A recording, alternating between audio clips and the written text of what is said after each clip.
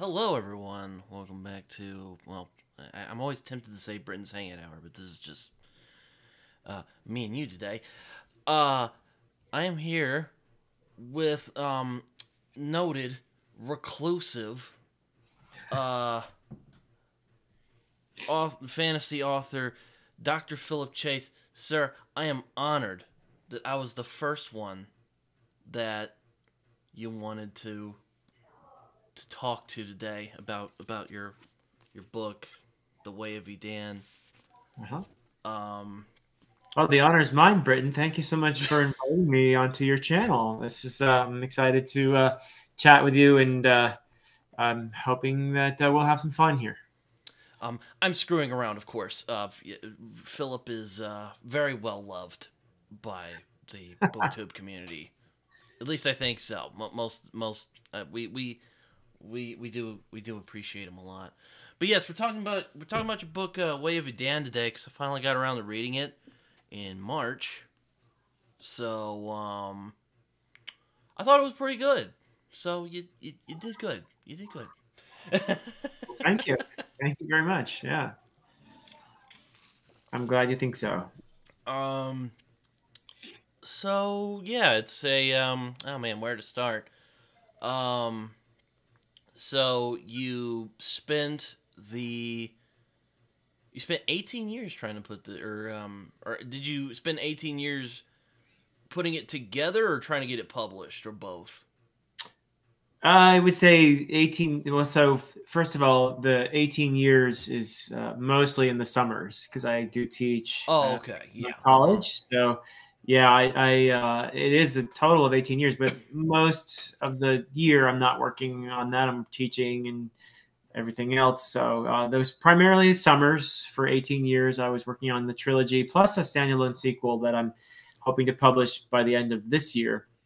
And yeah, I have a draft of that all done. But yeah, I was working on those books for a long time. And then I'd say, let's see, from 2004 until 2012, I was working on them on my own. And then I had an agent by 2012. And then, yeah, during the subsequent years, kept revising, working on the books some with some suggestions that my agent made, and he made a couple attempts at pitching the book to publishers, and no takers. So eventually, we just decided, hey, let's try self-publishing. So in last year, in 2023, I put out all three books. So yeah, that was a process of more than 18 years. But yeah. Well, I mean, I know you tried to like publish it traditionally. How long did that take? Initially, yeah, yeah. Or like how long did you try to do that? I think my agent actually made three pitches Mm. total over the course of a few years, and so yeah, the last attempt being in 2022. Or yeah, early 2022, and by the end of 2022, we both realized that publishing is. So you read the first book, so you know that Mm-hmm. there are a lot of classical fantasy vibes going on there. Though I don't think it's entirely your classical medieval, European medieval inspired fantasy. There's plenty of that there, and that is not what publishers are looking for these days. Traditional publishers are more interested in stories that are inspired by diverse settings these days, which is great. I love the fact that fantasy is becoming more diverse and more inclusive. I think that's fantastic. But that means that this thing that I've been working on for all this time, which again, it's not entirely just classical fantasy. I think I have a lot of South Asian inspiration in there, for example, from particular parts of the world that I've created, plus the underlying magic system is very much inspired by Hindu and Buddhist philosophy. Mm.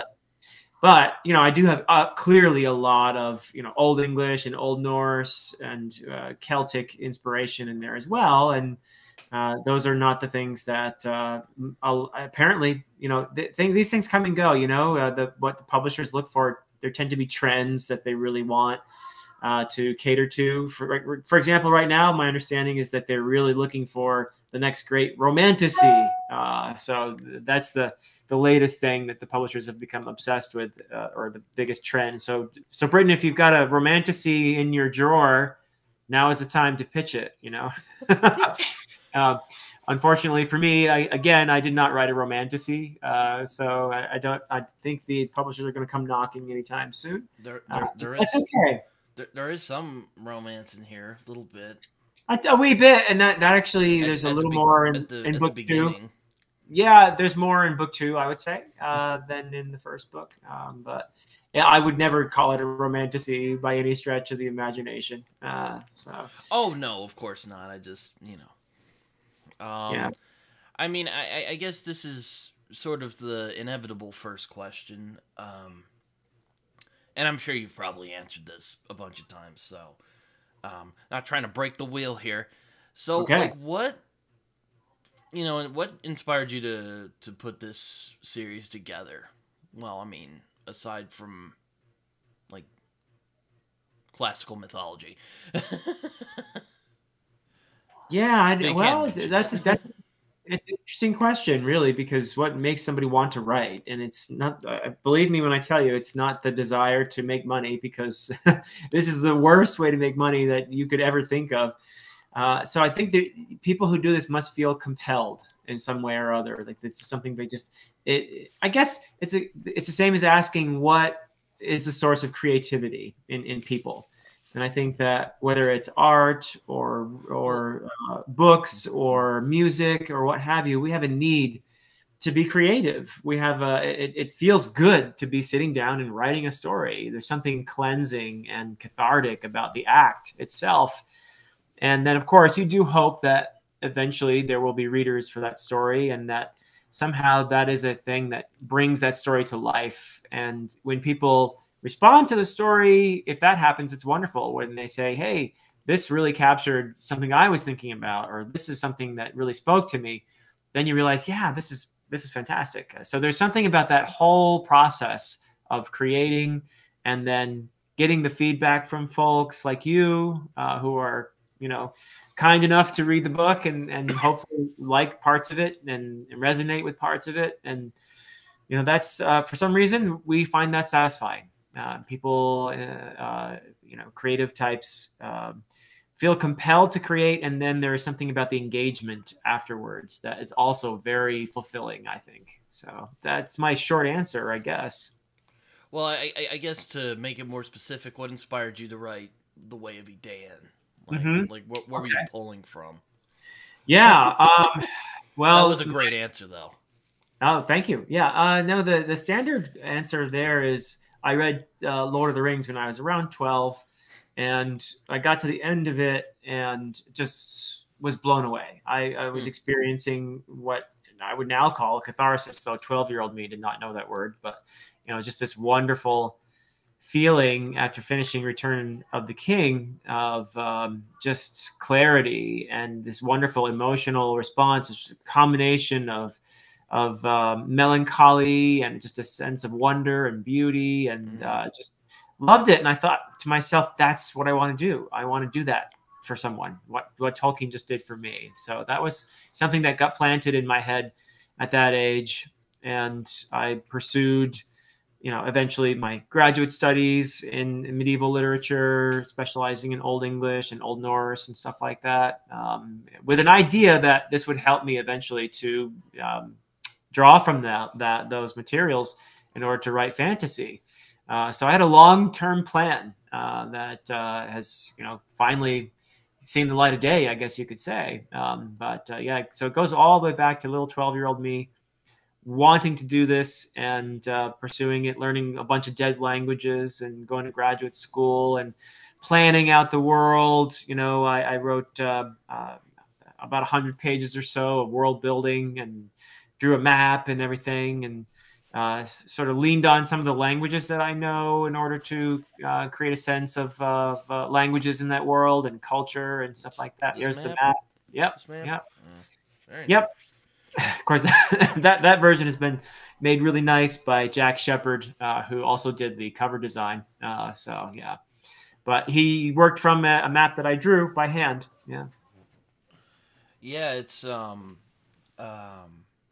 thought it was a good book. It was a good first book, and one of the things I did like, it wasn't, well, it wasn't a setup book, so that was nice. Uh You huh. know, Well, there's a lot of there setup in there, but I'm there was glad, some setup, but there's glad it an doesn't arc in feel there. that way. Yeah. Essentially, the trilogy is you could think of it in several ways. One, if you're looking at it from a sort of a hero's journey kind of perspective, you could think of it as the first part being the departure, where Hmm. the protagonist has to leave the comfort of the familiar, has to leave that womb-like space, like the Shire or whatever. In Dayraven's case, it's the Mark, and is thrown into a bigger world. And then the second part, which is book two for me, is transcendence, where the hero has to transcend themselves and become something greater in order to succeed. And then the third part is the return, where the hero, having been transformed, has to come back to the world and hopefully make an adjustment to that. So you can think of it in that way, but also in terms of the setting and the backdrop to the whole story. You could think of this in terms of it being a holy war, and part one is the events leading up to the war. Part two, the book two, is the war itself, and part three is the aftermath. So that's another way to look at it, I guess you could say. So you've read the setup in a way, but I'm glad it doesn't feel entirely like a setup. So yeah. Yeah, I mean, I do love the blade itself, but it's Uh-huh. definitely we're getting the fellowship together, and Yeah. yeah. Yeah. Yeah, a lot of people accuse Abercrombie of having no plot in the Blade itself. I disagree with that. I think there is a plot, but it is a lot of setup and introducing us to these beloved characters that are just fascinating for all their flaws and everything else. So I think that if you're reading a trilogy and it's really meant to be one story, it's good to keep that in mind. I try to keep Yeah. that in mind when I start any trilogy. It's like, okay, I'm not going to act like this is a standalone and be critical of it not being a complete story when it's not supposed to be a complete story, right? So yeah. Well, no, I get that, but it felt like there was an arc, It felt like, Uh-huh. Yeah, like that's good. Yeah. our main scrappy hero, Day Raven, Uh-huh. has um has gotten from A to B, you know. Yeah. It's not like Yeah. he's like stuck in A. And Yeah, I hope or it felt something. like Still in A. at the end of the story you had a significant event that was a logical place to stop and say, all right, story's not done, but this feels like a good stopping point. And hopefully people are interested in what happens in book two. So I mean there's a lot of there's a lot of there's a lot of great fantasy heroes like Frodo, uh-huh. and I don't know if Glocta's a hero, but we'll go with Glocta. Well, he's a fascinating character, that's for Yeah. sure. Um. Who else? Locke Lamora. Uh-huh. Um. Day Raven though Uh-huh. is an interesting name. Apparently, it is from. It's been a long time since I've read Beowulf, so I mean, Yeah. apparently it's from Beowulf. Like when. Yeah. Well, yeah, there is a Or I've character. heard that from a secondhand source, also known Uh-huh. as Matt from Matt on Books. Yeah, Matt is correct.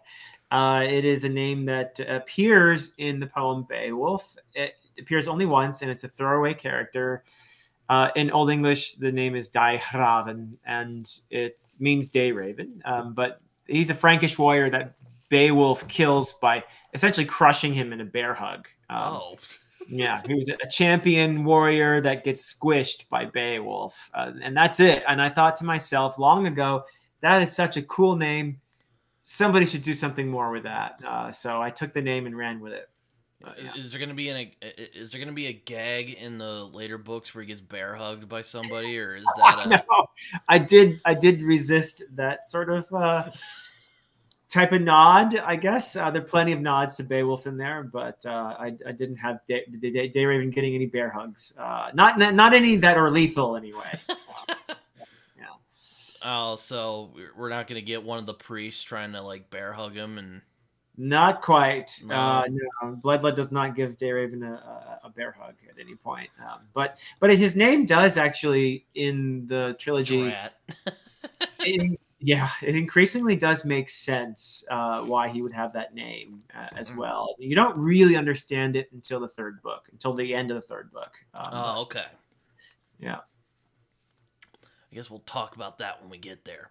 Yeah. Yeah. That's But, a read and find out kind of thing, I guess. Yeah. So I guess the setup is, well, there's this religious conflict going on for one. I mean, the book Right. starts with 3 priests of the Way of Edan, or the Way for short.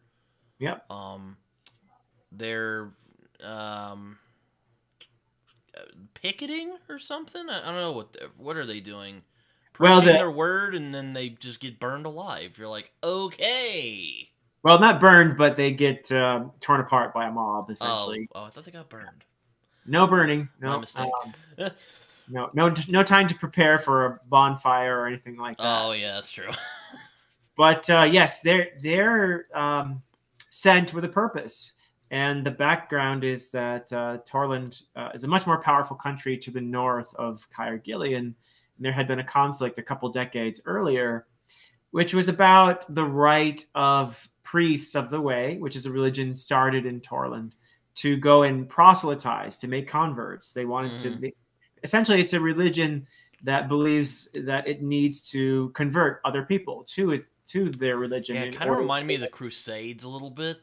Sure. Yeah. I mean, this is not an uncommon thing in our world to have religions that believe that they are people who belong to a religion that believe that they're obligated to spread their faith, the truth of their faith, and that other faiths are false.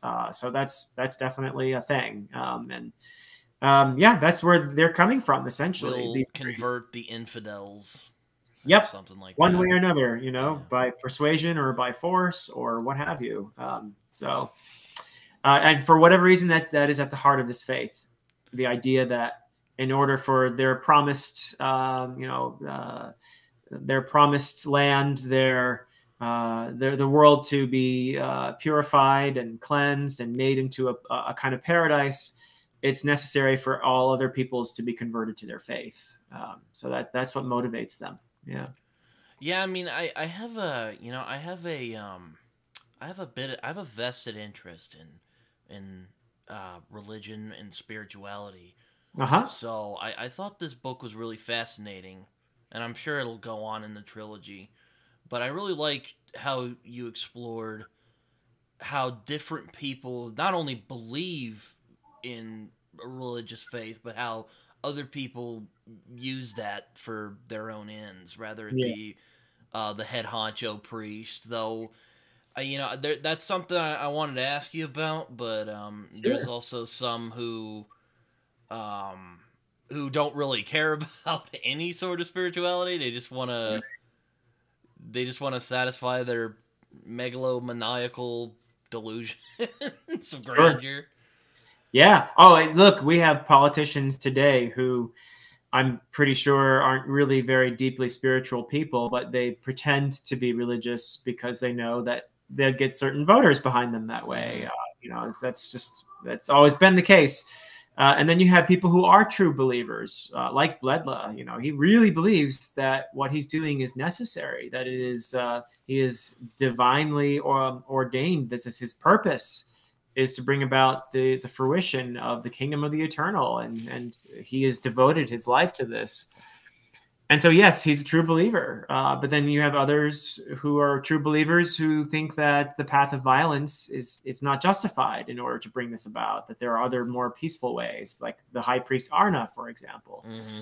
And you have others who are simply, pretending to believe in this faith, as we said, like King Erkenwald, who just wants to use it to get to power, essentially. He sees it as a means to get people behind him. So I think that that's true in our world. You have all kinds of, people who are religious or pretend to be, and and that's something I'm trying to explore here, is the idea of faith and doubt, and without I don't think I ever say, that religion is just bad. That religion does a lot of great things. It does a lot of beautiful things in the world. And I consider myself a spiritual person, even though I don't adhere to an organized religion. But I grew up, in a not only a Christian household, but my father is a minister, and so is my grandfather. Is he still with us? Your father? Yes, my father's still alive. Yeah, yeah, yeah. Um, I thought it was interesting how, like, I mean, I do think we understand some of these characters, even if you don't agree with everything they do. I hope so. Yeah, because at different stages of my life, I could see a little bit of myself in like Bledla, for example, or in Yoruman, or in Arna, or whoever. I think that we all can identify with these characters to some degree. The one character that I just cannot identify with is even though there are moments when he amuses me, I guess, but that's Erkenwald. Yeah. He's a narcissist essentially, and I don't think I'm a narcissist. So I don't particularly feel like I can identify with him at all. But there are people like him in the world, so. Yeah, I mean, I remember I had to text you a couple times. I didn't want to bug you too much while I was reading this, but I'm like, okay, like I'll have to. It was mainly about like terminology, so I asked like, oh, what is like, is it pronounced Thane? Because I was Yes. just thinking, I was thinking Macbeth, Uh-huh. You are the Yeah, Thane of Cawdor. Yeah. yeah. Yep. Yep. Yep. Um. I was thinking of that. And like dwerg. I'm like that's a dwarf. I'm guessing. Yeah, so dwerg is simply the Old English version of the word dwarf, which comes from Norse, actually, ultimately. So I chose to use the Old English version of it, and same mythological reference, really. So yeah. But going back to what this is about, so basically there are a couple stories going on. So there's this religious conflict going on. Yeah. It's kind of like a crusade. The Way of Edan people are like, we're gonna spread our faith and show everyone, that our, I don't know if they believe in a god, but they definitely believe in. Well, Edan is their god. Oh, Yeah. Edan is their god. Yeah, that's right. Yeah. And they're like, well, we're gonna spread the way, and anyone who doesn't believe, we'll just kill them. Yeah. um, Pretty much. and Yeah. then there's some of the Edan people who are like, I don't really like that idea. And there's also this guy named Day Raven. He gets into some shenanigans with an elf and Yeah. spooks everyone in his village, and he gets set on a journey. And then there's a lady who is trying to find him. Yes, so Sequara, who Sequara. is from a different part of this world, an island called Azralad, and she belongs to one of the Andumaic kingdoms, and the Andumai have been in this continent much longer than the people from Torland and Dayraven's people. Though not as long as the Dwergs. The Dwergs have been there; they were there the longest by far. But Sequara's people, the Andumai or the various Andumaic kingdoms, there are more of them over in the east, which you haven't met yet, but they've been referenced. But you met Sequara and you saw her island, Azralad. And they follow a different faith. It's Kind of reminded me of it kind of reminded me of or at least with her being the heir of the. It kind of reminded me of being a Jedi, no sure. attachments to anything, you Yeah. just kind of have to, you know, Well, that's absolutely. You have to dedicate yourself completely to this. Is Yeah. what I'm getting. No, I think that you're right, Britton. And the idea of it being like a Jedi is so George Lucas was inspired by Joseph Campbell in many ways. Mm-hmm. And Joseph Campbell, in turn, was inspired by Hinduism and Buddhism, which is also what I'm inspired by. So, in terms of as I said earlier, the underlying philosophy, the magic of this world is very much inspired by those Eastern philosophies, let's call them. So what you're sensing is absolutely true. I think that you would find some similarity there for sure. Although it manifests very differently. I don't have lightsabers. No, they don't have lightsabers, and yeah, they also don't. I mean, there are differences, but like the first thing when they have their conversation, she's like, or when she goes like, I don't think she actually says I must forbid all attachments, but she basically Yeah. says something akin to that. And I'm like, Well, I think you could make. I've never thought of this before, but your question made me think of it. I think you could draw some parallels between the Force and Edan.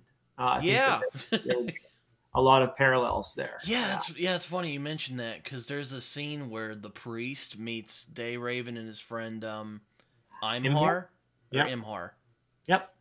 Correct. Yep. Um, well, I was just unsure about the pronunciation. Uh huh. And he's just he basically gives him the Yoda spiel where he's like, "You must feel it within you." Uh huh. Sure. I Yeah. like after he leaves, Imhar's like, "What the hell? Why didn't they send that guy to come find us?" Yeah. Well, and that It's a was another calling, point is to what that that's what he scene. says. That's another point to that scene, which is, look, there are some really beautiful, great, wonderful, sincere, devoted people who belong to this faith. They're not all just evil, mustache twirling bad guys, you know. So There is some mustache twirling though. oh yeah, that's for sure. Yeah, we like our mustache twirling sometimes. So yeah. Econwald. Oh, Yeah, Erkenwald, I think, is the or closest thing to that. Arkenwald.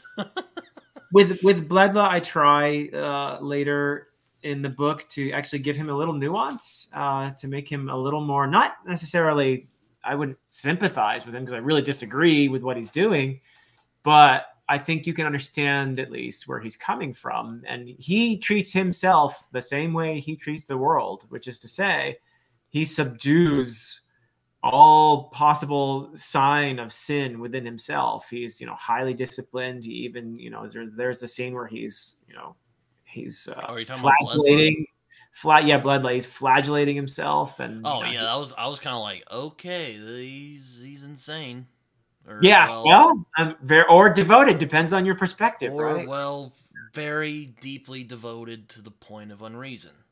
Yeah, Put it that way. that's a nice way to put it. Yeah, yeah, That was kind of one of the questions that was nagging at me, and I know that in kind of author intention can kind of spoil the speculation, but like, yeah. well, I'm sure you have your perspective on this, and Uh-huh. I know authors' word of God, as TV tropes calls it, isn't a like 100% thing, but like, so is one of the things that was interesting to me is like, is Bledla just using Edan as a way to uh, gain power for himself, or is he a genuine believer, or is it both, and he's deluding himself? I read him as a genuine believer. Yeah.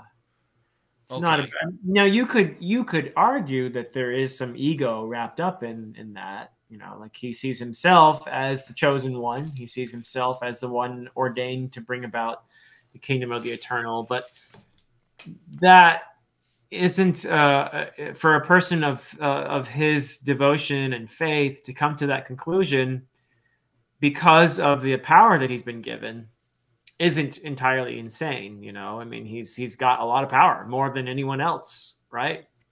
Legitimately has, except of course Day Raven, but that's only an accident, really. So, or is he's it? like he's like he's like the Anakin Skywalker of this world. Yeah, kind of. I mean, No, yeah, I would imagine that Bledla, as a young man, was far less certain and probably a more pleasant person to be around. Was probably very devoted though, and was seeking answers, and now he knows, he thinks all the answers, and that can be a very frightening thing when you meet someone who thinks they know all the answers, right? So yes, it's um yeah, and it was interesting. I think it was kind of answered for me when he later is.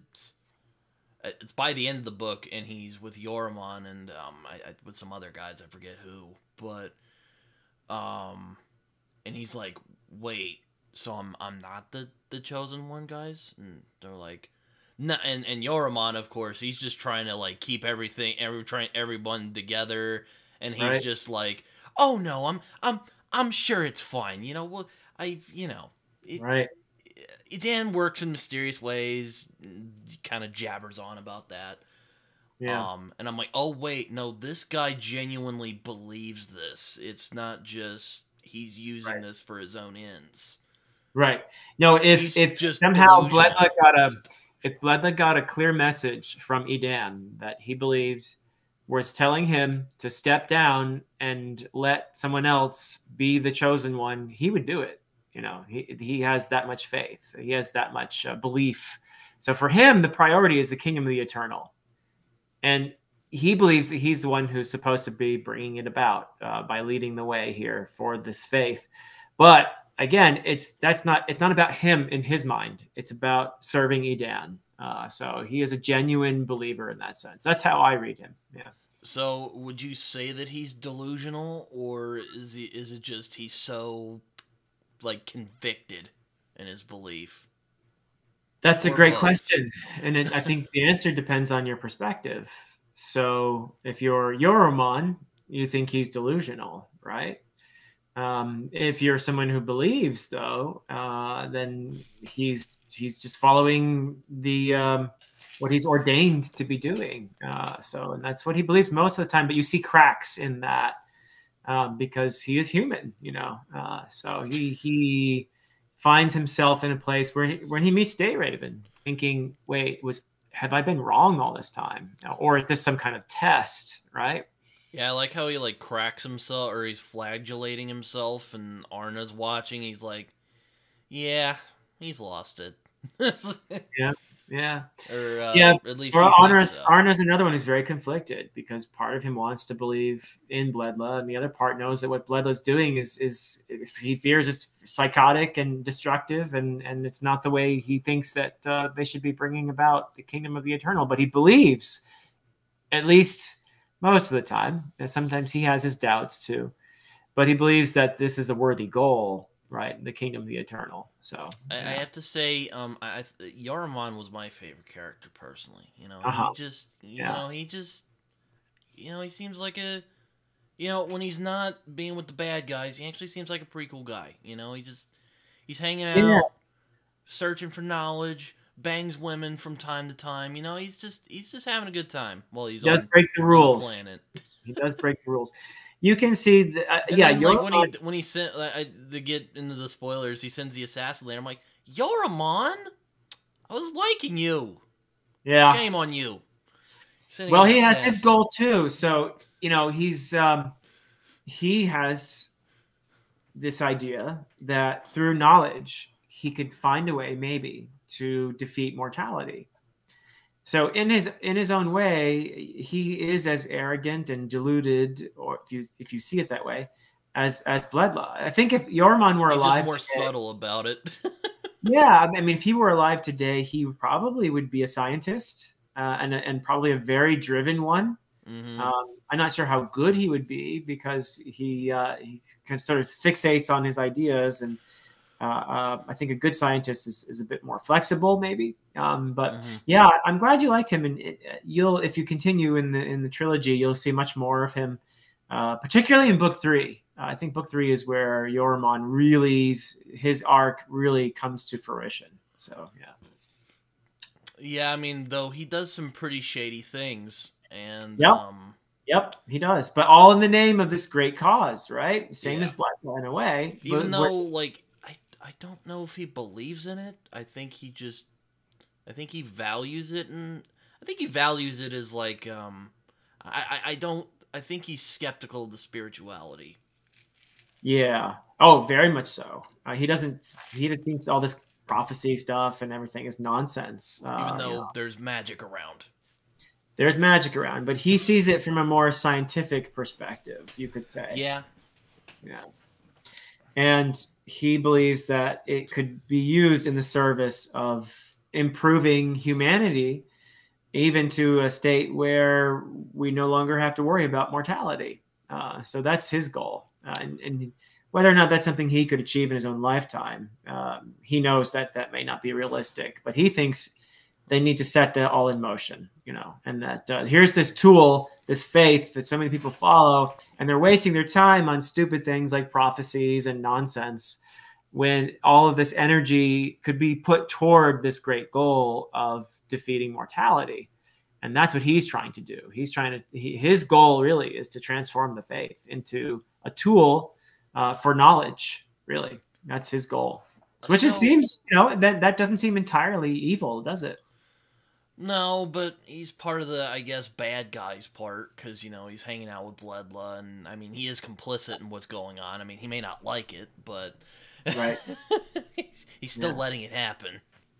Yeah, well, he's in a position. He's not in a position where he can just take over here just yet. Well, no, I imagine he can't just go up and be like, "Hey, Bledla, that's not cool," because then Bledla's like, "You're gonna get tortured." And he's like, well, "Yeah, you're a heretic." He has to be careful. So yeah, I was kind of like, it doesn't seem that bad. He just, well, I don't know if immortality is a good thing, but I think he's trying to improve humanity. I think in his mind he definitely is.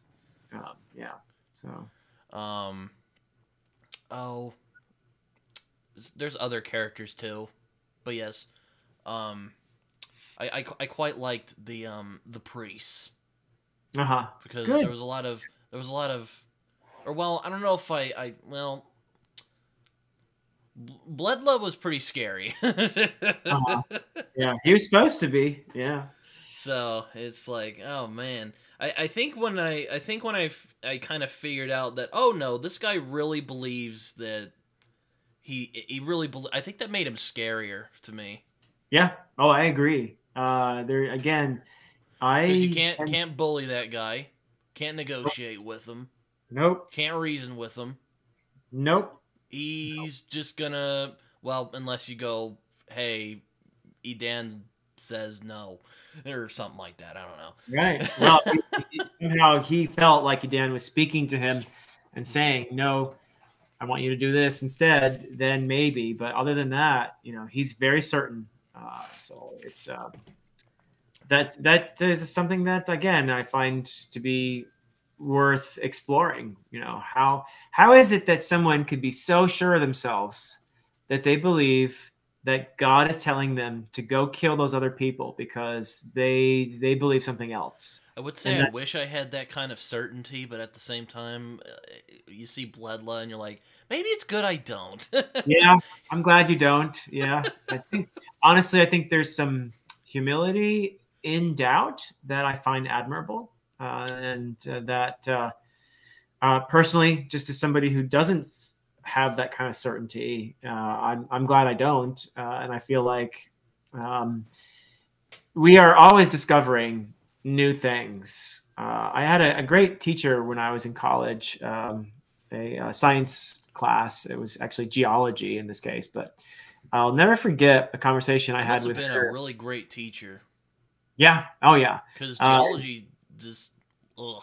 Oh, well, I loved it. I mean, I loved college. I loved learning stuff. Yeah. But anyway, she and I had this conversation one day about science, and I'll never forget her saying that, it's really important as a scientist to have a certain amount of humility, because what we think we know is always changing based on new evidence. She was a firm believer in the scientific method and that approach to gathering knowledge. But at the same time, you have to be humble and realize that there may be some new things that come to light that will change what we think we know in the future. And so that kind of humility, I think, is somewhat lacking among a couple of our characters. So yeah. Yeah, and because when I saw Bledla at first, I was like, oh yeah, he's one of those guys. He's just he's just using Edan to spread his.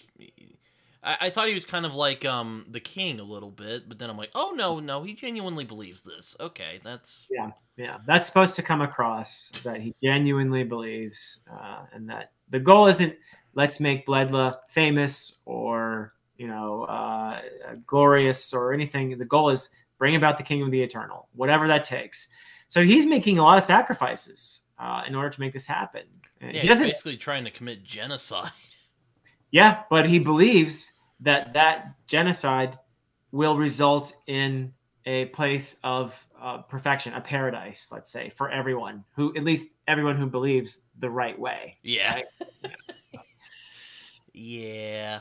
Yeah. Um, yeah, and then there's some of the priests who don't really like that, and then there's some Yeah. of the priests who are really down for it, and yeah. So I Yeah. thought it was Yeah. interesting that little, not really conflict. It was more like just disagreeing perspectives, Yeah. kind of like how Protestants and Catholics don't quite see eye to Yeah. eye, even though they ostensibly believe the same thing.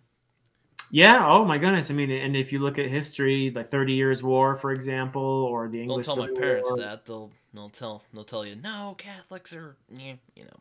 Oh yeah. I mean, yeah, you can still encounter those kinds of attitudes today. But look, we've had horrible, bloody conflicts in the past, and even today on the basis of religion.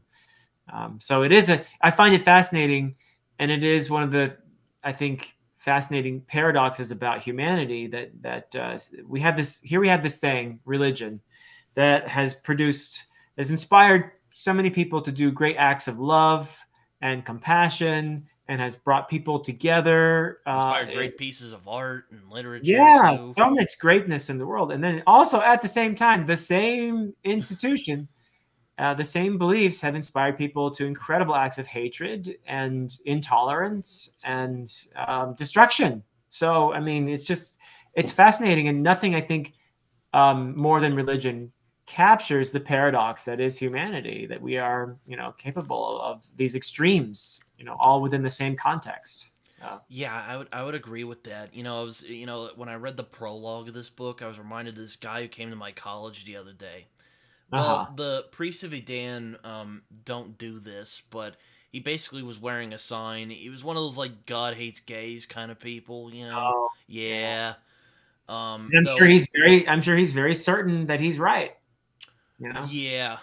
I did talk to him a little bit. And yeah, there was no change in that man's mind. Um, but I think that but yeah, just those priests reminded me of that the other day. Sure. It was Yeah. kind of, No, though they weren't really like, though if I remember, Bloodlove was like, oh yeah, they were weren't they like trying to provoke them? well, that was their mission in a sense, right? I mean, Because that's what I they, remember. They talk about it later, and that was yep. another thing I was glad about. Because sometimes there's prologues in fantasy, and it's just like, here's this random thing that happened, and like then they don't mention it till like very later on. Right. Yeah. Um. Think of it, if you think of it in terms of like World War I, there were a lot of different causes behind the war, Uh but huh. the immediate spark that started it was the assassination of Archduke Ferdinand, right, Mm-hmm. in Serbia. Um, you could say that this incident is similar. That this was the spark, but it was set up exactly. I mean, that those three priests were sent there for the very purpose of, in their perspective, becoming martyrs. Did This did was a they did mission. they know they were gonna die? Yep, that was their whole purpose. That's Oh why he wow. had the bucket of poop to throw at the temple, because they wanted to die. That was their mission. You know, Yeah. in order to I forgot in order to about that. give in order to give Torland and the Way of Edan an excuse to start this war. I thought it was kind of hilarious, with the king. Um, if Alan and I weren't already similar enough, this would be just hilarious. But Huh. I kind of, I hate to admit this, Philip, because I know he's not supposed to be like in any way admirable. But I told you this. Like, it's kind of hard to hate a guy who's honest about what he is, even Yeah, if he's a dick. yeah. Well, I agree. In book And one, I like Alan was like, man, he's just the slimiest, and I love it. And I'm like, oh my yeah. gosh. I felt that way about him in book one. I'll be curious to see what you think about him by the later in the trilogy. No, I mean, no, he's a terrible person. No, I'm not saying like he's admirable by any way, but it's like Yeah, there's yeah, um there's a line from James Elroy. It's hard to hate a guy who's that true to himself, yeah, even if he's I guess he's technically lying to the people, and being like, "Oh, Edan." Right. He's Yeah, good at hyping he's the people up for all of his just badness. He has a genuine talent apparently for getting yes, people in yes. shape. He's very charismatic and but manipulative. And the thing is, though, I think when you go down that path of narcissism, it's not going to lead you anywhere good. And I would agree. yeah, Like I said, I'm not saying I admire this guy, but it's kind of like, like he's honest about what he is. yeah. He's not like Bledla, who's I mean, you could argue he's also true to himself, but he's I think he is. I think he would think so I anyway. mean, Yeah. he's kind of I mean, he's a little crazy. Just Yoramon, or at least I mean, I think he's kind of crazy. You kind of have to be a little unbalanced to be like Bledla, I think. yeah, Little bit. Now, some people might not agree. I mean, the more like fervently religious of my crowd, I don't know who that would be, but yeah. um Well, yeah, that's something I'm trying to explore is that idea of conviction and certainty, and when do you cross from conviction, which you could see as admirable and good, to maybe another way of putting it is arrogance, right? When do you go from certainty or conviction to arrogance? Where's that line? How do you distinguish between the two? And I think it's blurry, really. So it's something I'm trying to explore in there. I mean, and there's Yaramon who's just kind of trying to have a good time and gaining knowledge, and then there's Arna who's kind of like, I don't really know about all this.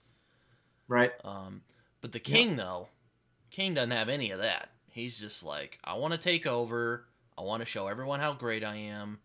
Yep. And I love the little Joe Abercrombie inner dialogues where they're little like, "Fool, I'll show him one day. Yeah. I'm evil." Yeah. Yeah. Yeah. Yeah. I bet Alan had a lot of fun bringing those people to life. Oh, I think when people get to hear the audiobook, people are gonna love what he does with those characters. Yeah. Yeah. No, but I think it's kind of hilarious because it's or how they're just like I like how they hate each other. They're just Yeah. Do you mean Bledla and Erkenwald? yeah. Yeah. Yep. They're using each other and they both know it. Also, how old is Bledla anyway? Is he like in his hundreds? No, not Or that old. No. did you not think that far? No, I think he's probably in his around 70 or so, I would guess. Oh, okay. Because I remember he mentions like, oh yes, I knew his dad. And Yeah. his dad Yeah. was a pretty cool guy, but his son, no. Yeah. Yeah. He's like the fool. He didn't even take to his religious studies. Yeah, no, he tried. Didn't get anywhere with Erkenwald. There's almost this sense like he feels Erkenwald's a disappointment. Oh yeah, in a big way. Yeah, because he would have seen it as his mission to be the spiritual instructor of the king, and since the king is not at all spiritual, he does in a way view that as a failure of his, but also can say, "Look, I did my best. This guy is just a narcissist, and I can't do anything about it." This guy's just he's not nice. Right. He's not a good guy. Yeah. Now he would have tried very hard with Erkenwald to educate him in a way that he would become a spiritual and pious king. It did not work out. Yeah. Yeah. I mean, but yeah, I liked a lot of the priest characters. I at least thought they were the most interesting. Like I remember when I was I liked Day Raven and Imhar was another one of my favorite characters, so I enjoyed Good. Imhar. Yeah. Yeah. I But, enjoyed. I remember I was reading them. I'm like, go back to the priests. Yeah.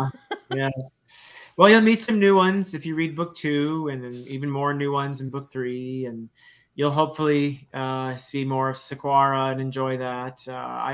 I think of Sequara as being every bit as important as Day Raven in some ways. That you could argue that she's the hero of the trilogy in some ways. Certainly, even by the end of book 1, you can see it's really Sequara who kind of saves the day, really. I mean, Day Raven. Yeah, I mean, I knew that was probably going to happen, but I was like, oh, yeah. Yep. I'm like, he gets struck by the assassin, and I'm all like, oh, she's gonna come and save him, isn't she? And then I'm like, oh, okay. Which that was one of those things where, Yeah. yeah, yeah. We haven't even talked too much about Dayraven though. Yeah, no, I mean he's a central protagonist, but he's pretty confused and getting ever Very since that day. confused. He ever since the day he met the elf, he doesn't really know what to do with himself. And I like how the elves just randomly show up and they just go off back into the wherever they're from at the end of the story. yeah, yeah. I mean, I think my take on elves, at least, is unique. So it's not. They're more like eldritch abominations Yeah, to you can see it that way from a human perspective. Yeah, to quote H.P. Lovecraft. yeah. No, I think I hope that the elf is terribly frightening. Like you don't want to meet this. I bet Joanna was had some interesting thoughts on that one. Oh my goodness, yeah. I mean, she has thoughts on the elves. She's reading the third book right now, where the elf parts are actually probably the most important in book 3. So yeah, but yes, Dayraven he's not a farm boy. There is a farm boy, but he gets horribly murdered. Yes, poor Oswey. He's I know.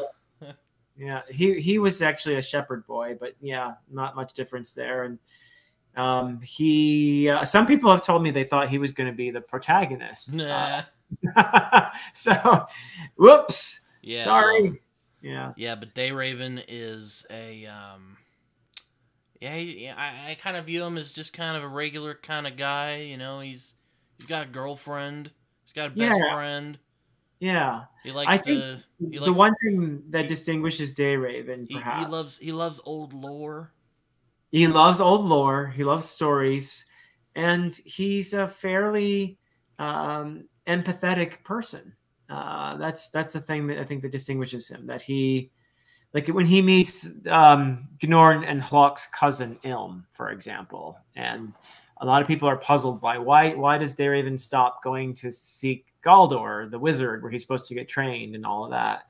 Yeah. Well, it's because he gets drafted forcibly into the mercenary company, but also eventually is convinced that actually maybe he needs to be there because he does meet Gnorn and Hlok and learns their story and is incredibly sympathetic and empathetic toward them because they're fellow exiles, right?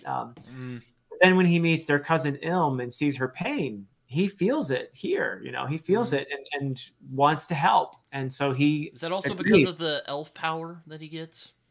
I think he was that way even before the power, but it probably has the ability to magnify that a lot. Yeah. Because there's a part where they're fighting in the battle and he just slays the guy and then he's like, oh no, he had a family and now his wife's not going to see, now his kid's not going to see him again. And yeah, you can't. I mean, that doesn't work too well if you're a warrior. Yeah, you're not going to be a very good soldier if you're like, oh no, that guy has a family, Yeah. Then the assassin shows up and.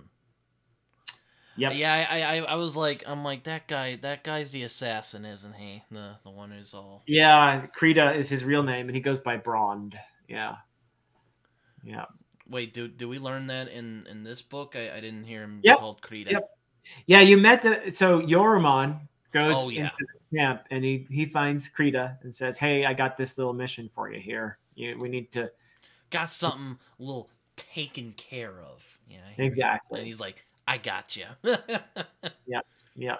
I like how I like how he gets cocky and Imhar finally just does him in. You're like, yes. Yeah, that's it. I enjoyed writing that Imhar scene at least. So yeah, I love Imhar. He's such a loyal friend. He's probably my second favorite character aside from Yaruman. I really like Yaruman. Okay, good. Yeah.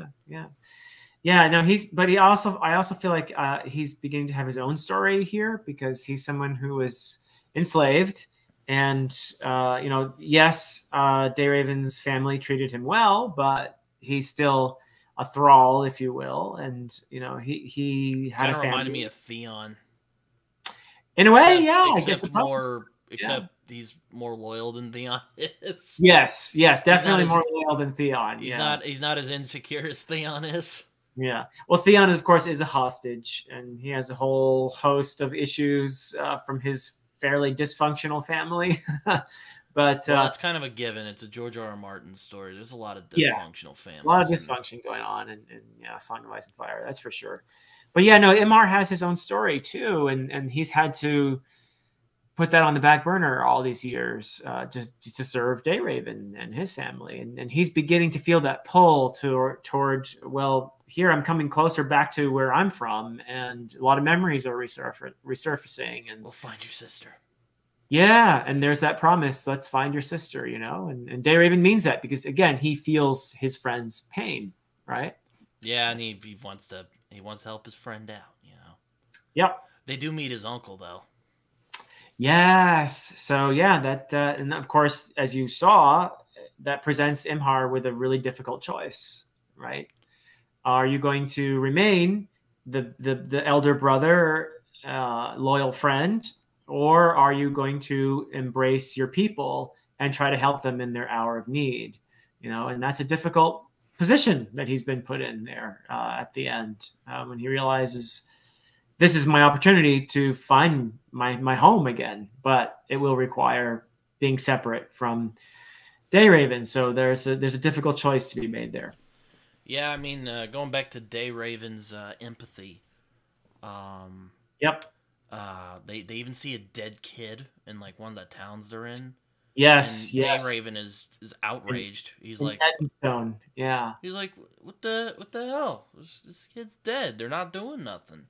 And Right. the dwarf's like, there's nothing you can do. Let's keep going.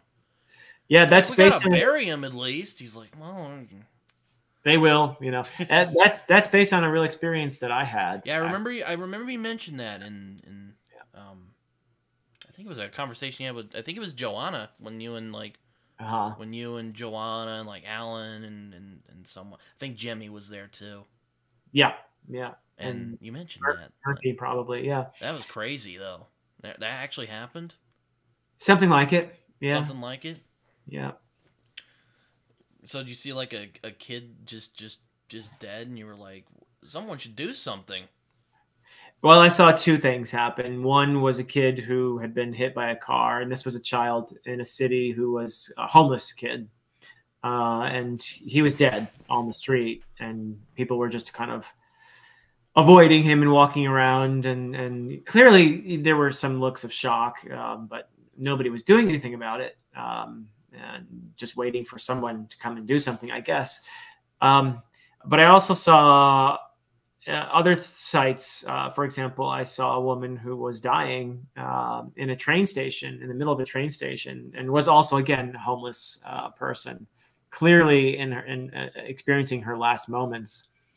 And again, people were just walking around and trying to avoid, looking at it. And I just myself stood there stunned, and I thought we should do something to help her. And the people I was traveling with are pulled me away essentially and said, "Come on, there's nothing we can do here." Someone because this is in another country. I'm not in my own country here. You have And traveled abroad.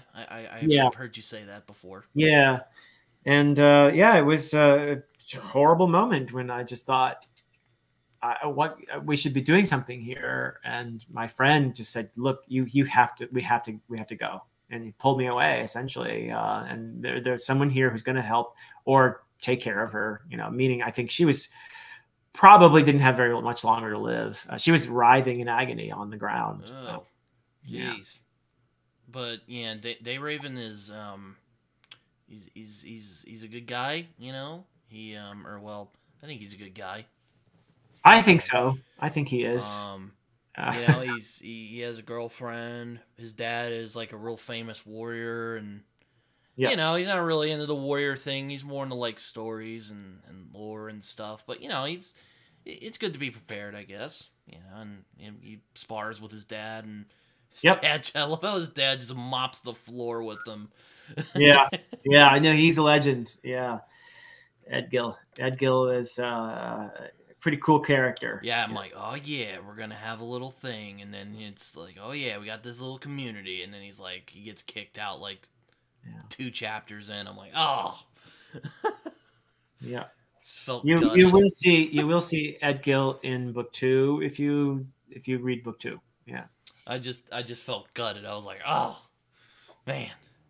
Yeah. Well, good. I mean, Oh. I'm sorry, but also good. You know Yeah, that. no, and the priest whose name I just because I don't know, I'm 12 years old at heart, but he's called Bagsack, and Yeah. I Yeah. just I had the snicker at that. I'm like, oh God, what were his parents thinking? But That one has given a lot of people, I think, opportunities for jokes and stuff. So, but it is a real I'm name. surprised you didn't. I'm surprised you didn't lean into that. I mean, it is a real name. I know. It's just I'm surprised the characters didn't go like. Kind of sounds like ballsack. That has been remarked upon a few times. um, And I it like I seems like how it feels appropriate for I his like character. how I like how Bled looks like, yeah, he's an idiot. I knew he would screw it up. Basically Yeah. pulls a Darth Vader. He's as incompetent as he is stupid.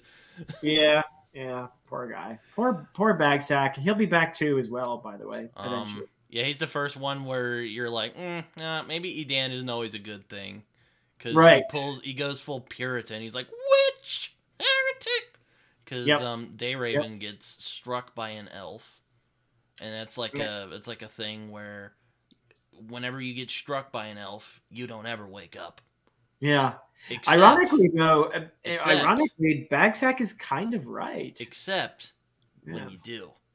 Yeah. As Everything happens for a first time, right? and there, though I will give you though, Bagsack has some has a point at least where Yeah.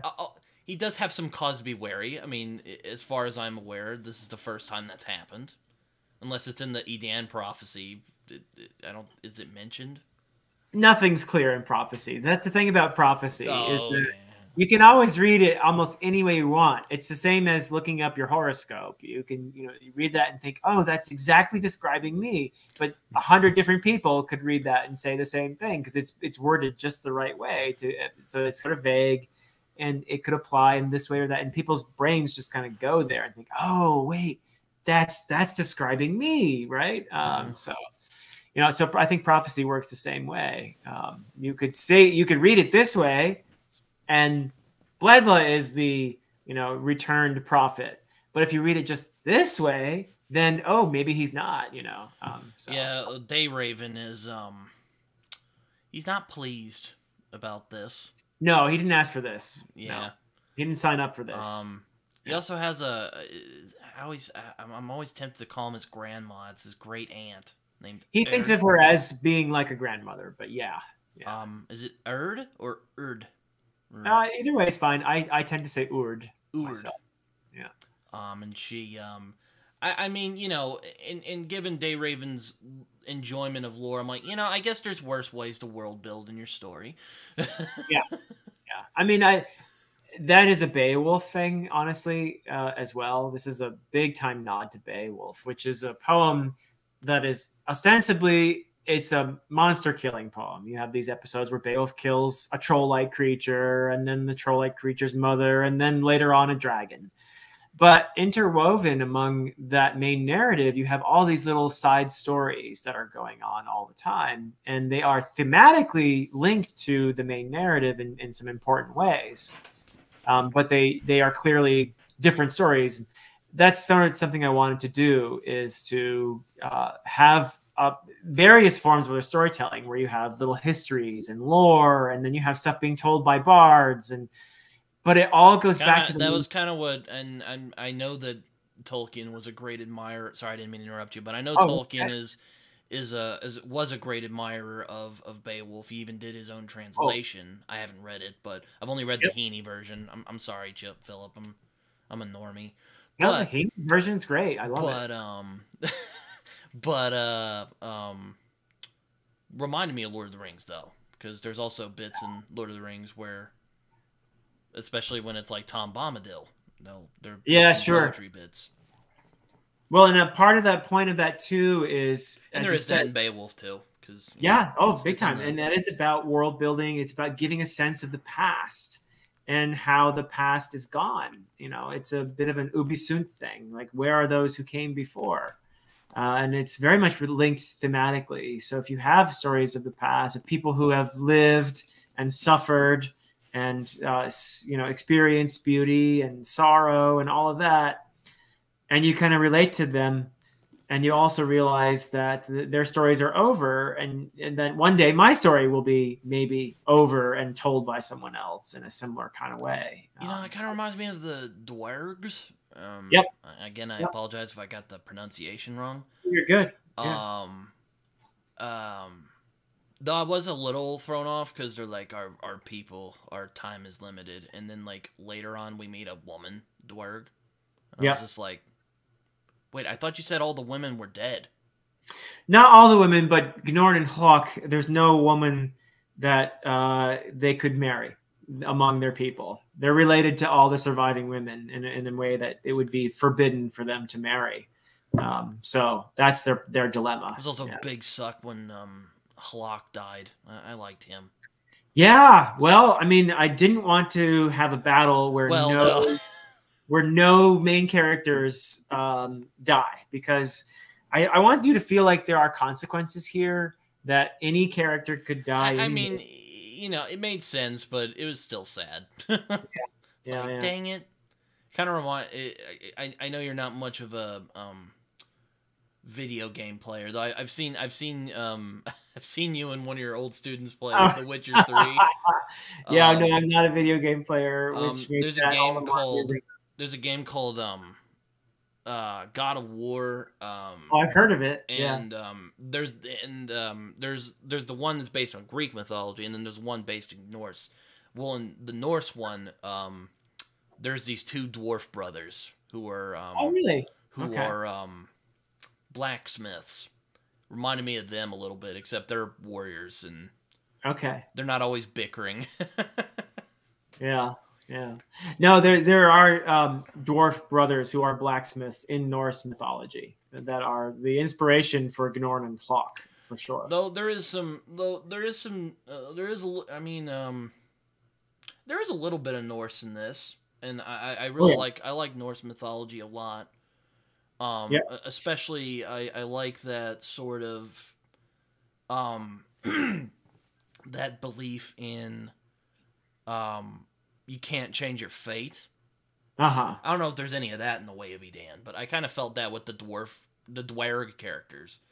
Yeah, no, them, and also you met Orvindil, and you will see more of his people in future books, the Thioths, and they are very much they're like basically Vikings, you know, in this world. I was a little thrown off because I was kind of caught up in the action, and Orvindil's like, he saved my life. I'm like, what? He's like, he saved my life. I'm staying with him. Yeah. Okay. It's like, barely knew the guy. But I guess saving your life means a lot too. Well, there is a debt there. I think he also felt a sense of connection to Dayraven that happened when they first met. And that is also a result of the elf. So, yeah. Also felt kind of bad when Dayraven had to go to battle, because he's like, he's not meant for this. No, he's really not cut out for being a warrior, even though he wanted to be like his father, you know. No, he's not bad. He's a competent warrior. He just didn't take that assassin wasn't gonna play fair.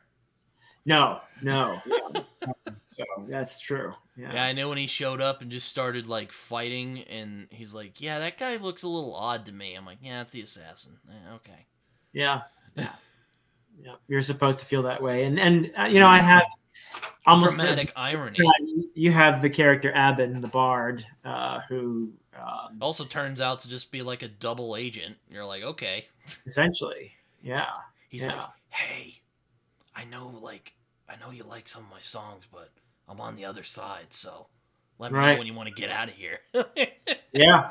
And Dayraven's like, oh, I don't want to leave my friends. Like, poor Dayraven. He can't get a break in this book.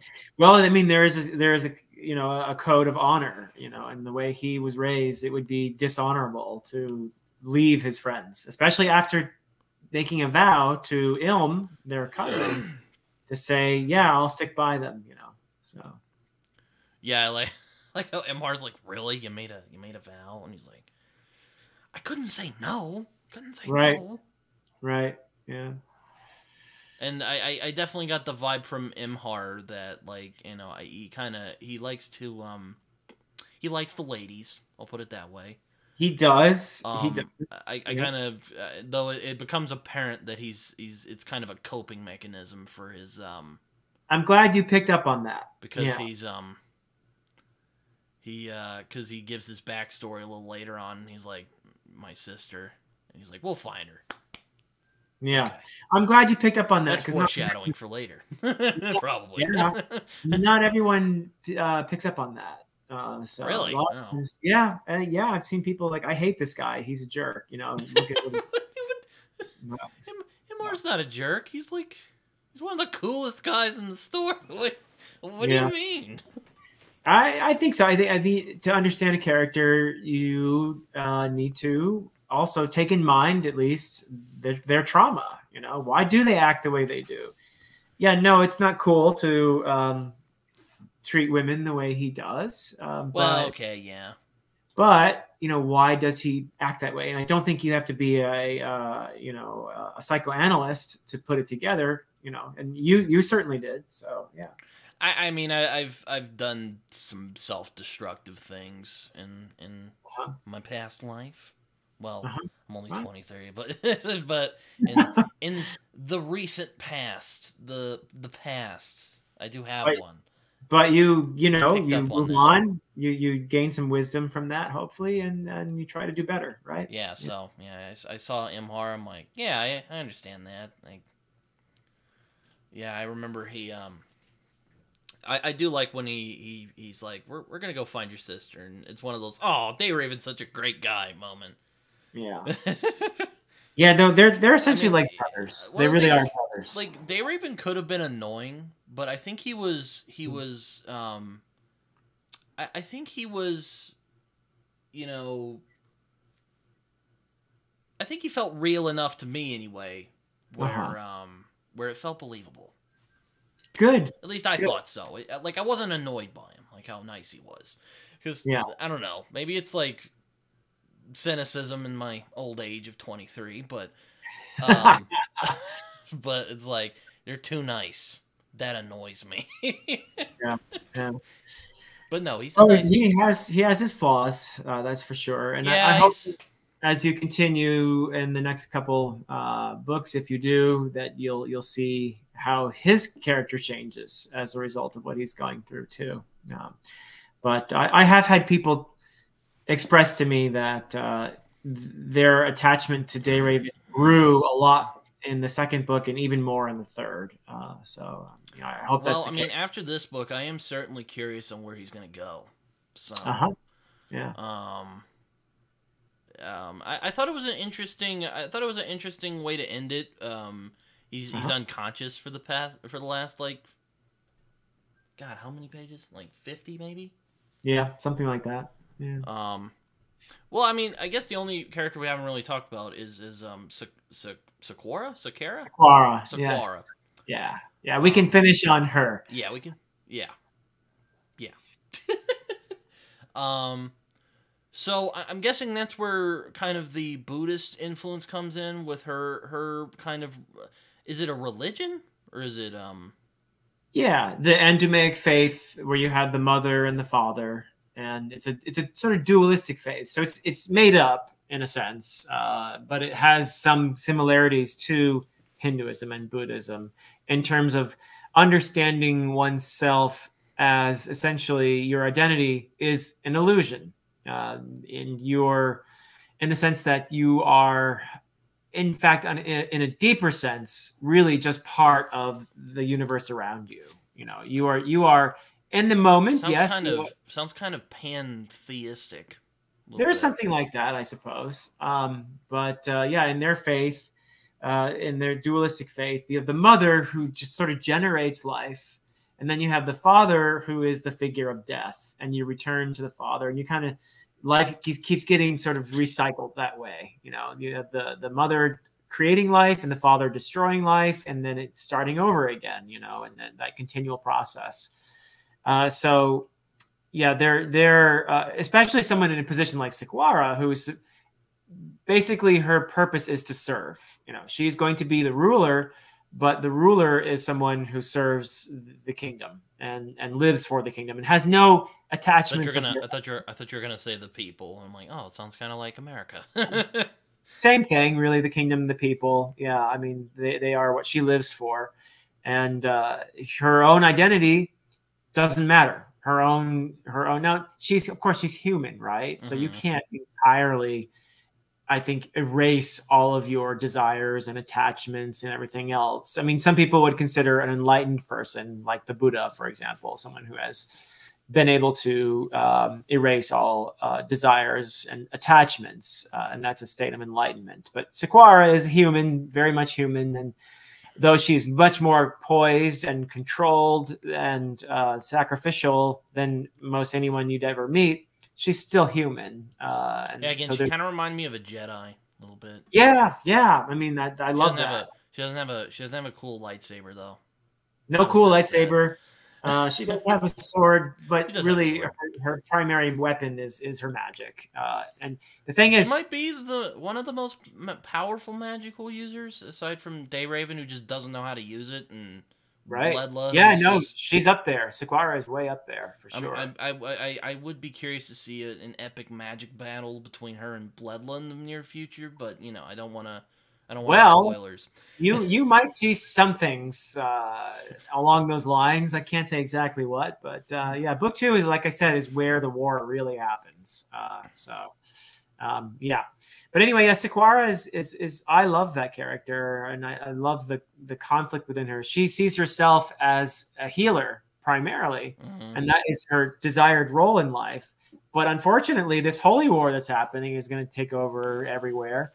Means that she may have to become a warrior, which is not really any desire of hers at all. But her devotion to her people, to her kingdom, and her role as a protector may force her into a position where she's not doing healing so much as fighting. So yeah, I do like that she fails to bring those two squabbling nations together. Yeah, Adenon and Cargillion. Yeah, and I feel like that's true to life as well. People have a hard time overcoming their old prejudices and hatreds until it's too late. Yep.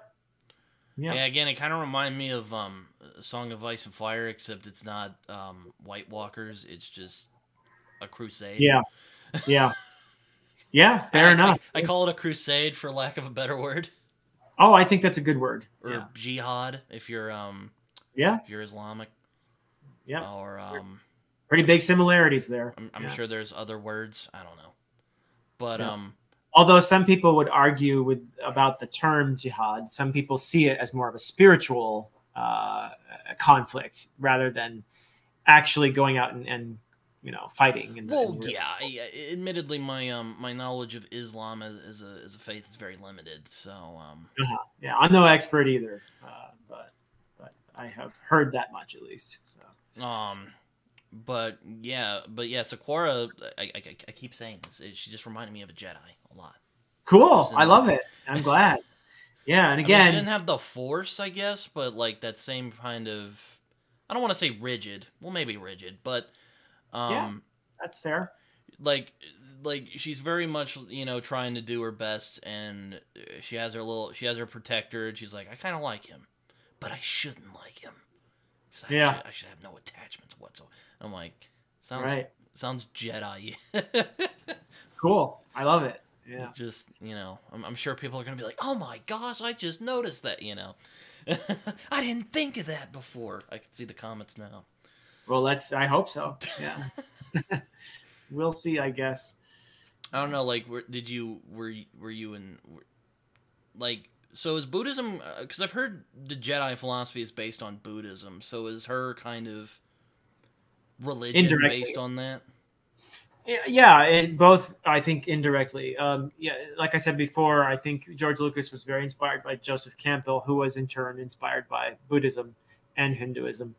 But yeah, in the case of the Endumaic faith, it is in a way. It's interesting because there are other you'll see in the next books there are other ways of looking at Edan as well, as being not so much a kind of a patriarchal monotheistic God who is you know asking for his followers to do certain things and that sort of thing, but as more To of spread the word.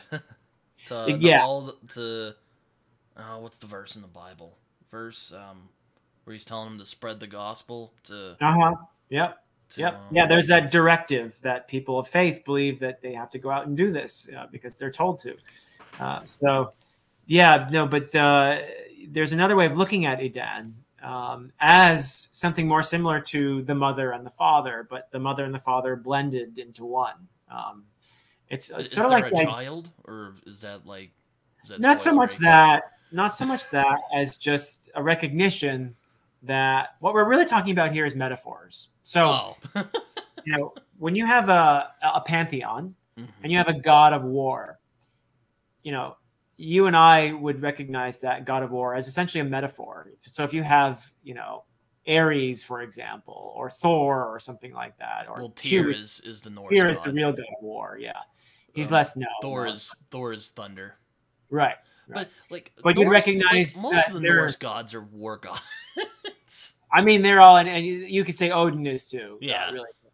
But anyway, the point is, the gods are representative of certain experiences, of aspects of life, and and there's a recognition in Hinduism that you have all these gods. There's a god of wind, there's a god of fire, there's a god of, it's like Vayu and Agni, and you have Indra, the lightning chief of the gods, and all and on and on and on. You have all these gods, but really, at the end of the day, they're just representatives of they're facets of life.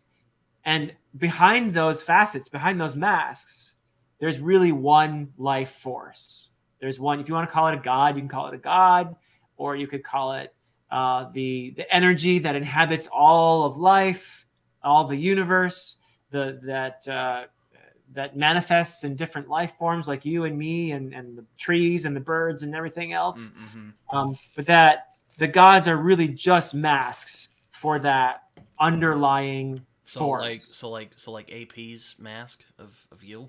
Yes, I guess in a way. Yeah. I saw him wearing that. I'm like, what? I saw him wearing that on in that live stream you guys were on. I was like, what is that? Yeah, that was crazy. Anyway, But that's the idea. Look, that the gods like the mother and the father, or Edan, these are all metaphors that ultimately go back to the same root, which is this life force, the creative force behind everything. And having the gods as expressions of different facets of that divinity is just a way of understanding it. It's just a metaphor. So that's a realization that I think I explore more in the following books. That look, we're all talking about God here, or gods in various forms, but are we all sort of groping in the dark for the same thing? And are we like digging wells on the surface, but eventually the wells all go down to the same source of water, so to speak? And that you could call it whatever you want. Which metaphor do you want to use? Whatever it is, it's still that same source of water. I see. It's definitely it's definitely a lot to think about. Yeah, well, I hope so. I hope I hope the story gives people stuff to think about. But I gotta go run to lunch. But this has been a lot Anyway, of fun. I was gonna say, I know that you're, I know you said you had a thing. Yeah. I forgot to, I forgot that you were in Eastern time, so we had to kind of Oh yeah. get this together. But Yeah, we're good. This is a good chat. but this was good. So hopefully I'll get you on when I read Prophet of Dan, which Sounds should great. be sometime soon. I don't know when I'm gonna do it, but I'm gonna try and get to all three at least this year. So I would be honored for you to do so. but Yeah. I think based on this chat, I did like Way of Edan, and I Good. thought it showed that an old kind of story can be still done well. So I you hope done so. you did good, I thought. Well, thank you, Britton. I appreciate it. And once again, thank you so much for inviting me to take part in this conversation. I really appreciate it. All right, yeah. I'll see if I can get you on for Prophet of Edan whenever I'm done reading that, and then I return to Edan, right? For Correct. okay, very good. Well, as I always do before I leave these, if you have any social media or anything, feel free to share. Sure. Yeah. Just Philip Chase on YouTube and Philip Chase 90 on Twitter. And that's it for me. All right. Well, yeah, you can find me on Twitter as well, or X, but yeah, I still call it Twitter. Yeah. I use Goodreads and Letterboxd, and I'm also on Discord, so there's that as well. But thank you, Philip, so much. And again, sorry sorry I got those mixed up. Hope you're doing No okay. problem. I know there was some earthquakes in the East Coast Yes. yesterday. Yeah. And congratulations for 25K. I was gonna tell you that Oh, yes. before Thank this you was so over. much. Yeah. So yeah. Anyway, like I said, thank you so much for giving your time. And well, I'll let you go now. And hopefully, you guys enjoyed this conversation. I definitely did. Until Prophet of Edan, I guess. All right. Sounds good. Sounds like a plan. All right. See you guys later. Until next time.